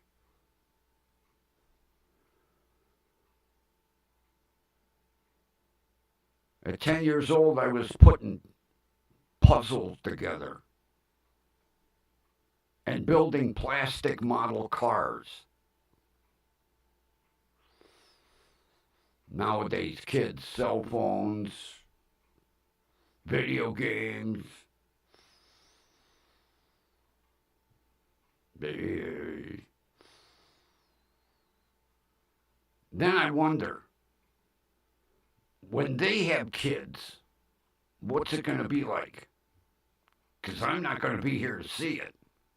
How can they outdo what they've got today? It's amazing to think what technology will be 20 years from now or 30 years from now. I'm just thankful they taught us typing in school. Because I'd have been like this. 2 educated fingers.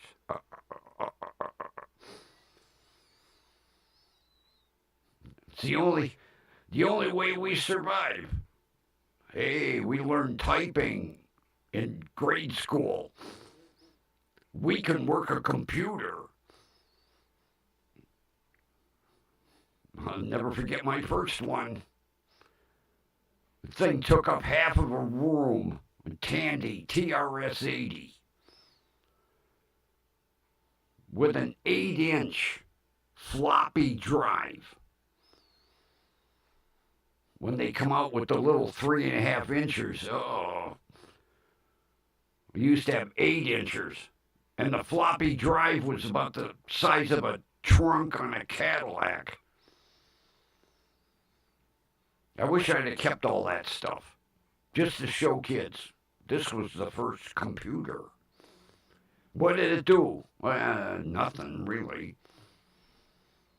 Not like today. We didn't have internet. Good old MS-DOS. And if you forgot to hit save, all your work got blown away. I learned that the hard way many times. Shut the computer off. Oh no, I didn't save my work. Oh. Next day, save. MS-DOS sucked. Not like today. And with that, I think it's outro time. Come on, tablet. No. Goddamn machine.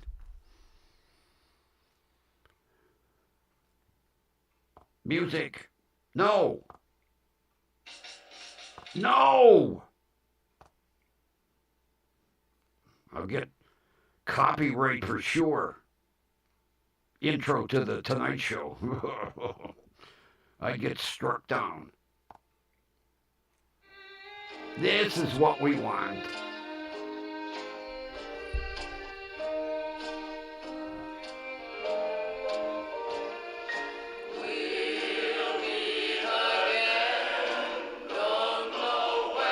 We know where, right here.